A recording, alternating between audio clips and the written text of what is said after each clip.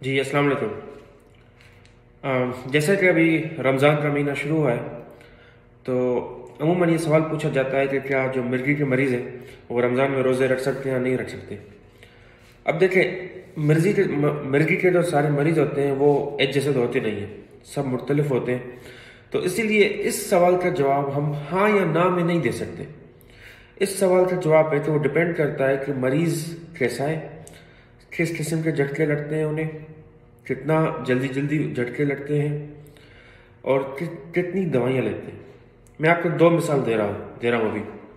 Suppose एक मरीज़ ऐसा है जिसको हम कहते हैं टॉनिक क्लोनिक सीजर, जिसमें पूरी बॉडी जो है, पूरा जिस्म जो है वो अकड़ जाता है और फिर झटके लगते हैं। इस किस्म के झटके होते हैं उन्हें, और वो जल्दी जल्दी होते हैं, यानी वो फिर दवाइयाँ ले लें अपनी, फिर भी उन्हें महीने में एक दफ़ा, हफ्ते में एक दफ़ा, 2 महीनों में एक दफ़ा झटके होते रहते हैं। अगर ऐसे मरीजों को हम कहें कि भाई आप रोज़े रखें, तो जाहिर है उनकी जो दवाई की टाइमिंग है वो थोड़ी सी अफेक्टेड होती है। सपोज वो दिन में 3 दफ़ा दवाई लेते हैं, तो अभी रोज़े की वजह से वो 3 की जगह 2 दफ़ा लेंगे। वो 2 दफ़ा भी जो है वो 12-12 घंटे में नहीं होती, एक सहरी में लेंगे, एक अफ्तारी में ले लें, फिर भी एक दवाई 14-15 घंटे में लेंगे, एक 7-8 घंटों में लेंगे, तो जाहिर है उनकी टाइम अफेक्ट हो गए। तो इनमें ज़्यादा खतरा होता है कि हो सकता है इनके जो झटके हैं वो बढ़ जाएं। तो हम इनमें अमूमन कहते हैं कि नहीं, आप रोज़े ना रखें तो ज़्यादा बेहतर है। उसकी जगह दूसरा मिसाल लेते हैं कि एक इंसान है जिसके वो झटके होते हैं, या तो उसे पूरी तरह उनकी बॉडी अकड़ नहीं जाती और झटके नहीं होते, छोटे से झटके होते हैं, जैसे थोड़ी देर के लिए अपने ख्यालों में गुम हो जाना, इस किस्म के सीजर्स झटके भी होते हैं, या एक हाथ थोड़ा सा हिलना, या सिर्फ चेहरा थोड़ा सा हिलना, इस किस्म के सीजर्स भी होते हैं।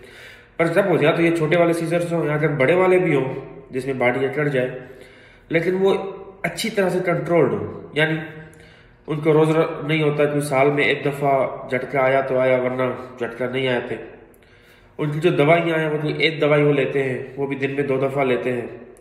तो इनमें हम कह सकते हैं कि चले आप रोज़े रख सकते हैं, लेकिन कोशिश करें कि टाइम से लें, कोशिश करें अपनी नींद पूरी करें, क्योंकि कोई भी मिर्गी का मरीज हो, उनमें कुछ चीज़ें ऐसी होती हैं जो ट्रिगर करती हैं, यानी झटकों को बढ़ाती हैं। इवन दो जैसे आप दवाइयाँ अपने टाइम पे ले रहे हो, फिर भी जैसे नींद का पूरा ना होना, थकावट, ज़्यादा परेशानी, कोई इन्फेक्शन, बुखार वगैरह हुआ हो, या तेज़ रोशनियाँ हो, अमूमन इन चीज़ों से जो झटके हैं वो बढ़ जाते हैं।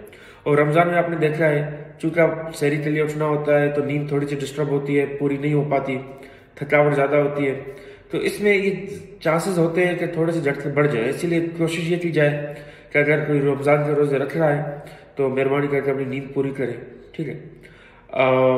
ज़्यादा अपने आप को ना थकाए, कोशिश यही करनी चाहिए।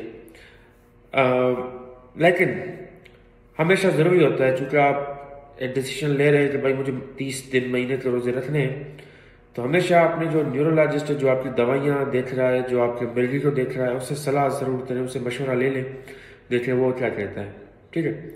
और हमेशा ये ज़रूरी होता है कि जो मिर्गी के मरीज़ हैं उनको दवा घर पे ऐसी दवाई रखनी चाहिए, जैसे डायज़ेपाम वगैरह मुख्तलिफ किस्म की आती है, ड्रॉप्स की सूरत में भी आती है और ऐसी भी आती है जो आप पीछे बैठने वाली जगह से दे सकें, रेक्टम में। वो किस लिए होती है, अगर किसी को झटका लग जाए खुदा के वास्ता, तो वो दवाई देने से वो झटका रुक जाता है उसी टाइम। तो वो एहतियातन घर पे ज़रूर पड़ी होनी चाहिए, ताकि अगर खुदा के वास्ता झटका हो तो आप दवाई दे के झटके को रोक सकें, वरना अमूमन झटका खुद भी रुक जाता है अमूमन 1 से 2 मिनट के अंदर, ठीक है। बड़ी मेहरबानी।